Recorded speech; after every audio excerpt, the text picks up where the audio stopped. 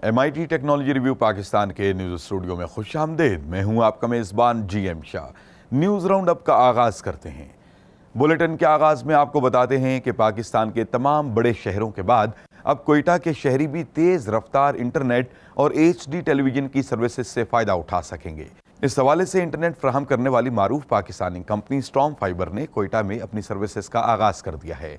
इस कंपनी ने हाल ही में कोयटा के मकामी होटल में एक तकरीब का इनेकाद किया, जहां कंपनी के मैनेजिंग डायरेक्टर फवाद यूसुफ ने शुरका से खिताब करते हुए कहा कि वक्त आ गया है कि पाकिस्तान के शहरी फाइबर ऑप्टिक्स पर मबनी तेज़ रफ्तार इंटरनेट से फ़ायदा उठाएं, जो कि ज़िंदगी की एक बुनियादी ज़रूरत बन चुकी है।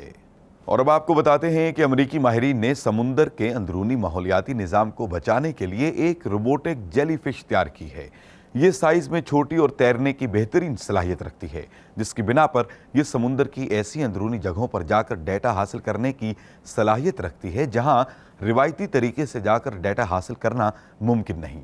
माहिरीन का कहना है कि वो इस जेलीफिश में मज़ीद बेहतरी ला रहे हैं।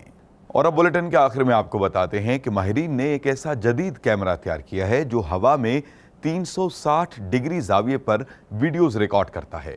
ये थ्रोएबल कैमरा एक खास किस्म की केसिंग में महफूज है, जिसकी मदद से इसे फुटबॉल की तरह फेंक कर ऐसे शॉट्स आसानी से रिकॉर्ड किए जा सकते हैं जिनको रिवायती तरीके से लेना खासा मुश्किल और महंगा अमल है।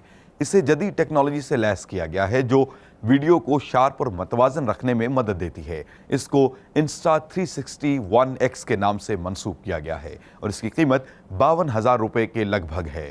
इसके साथ ही MIT टेक्नोलॉजी रिव्यू पाकिस्तान के न्यूज़ स्टूडियो से अपने मेज़बान GM शाह को इजाज़त दीजिए। अल्लाह निगहबान।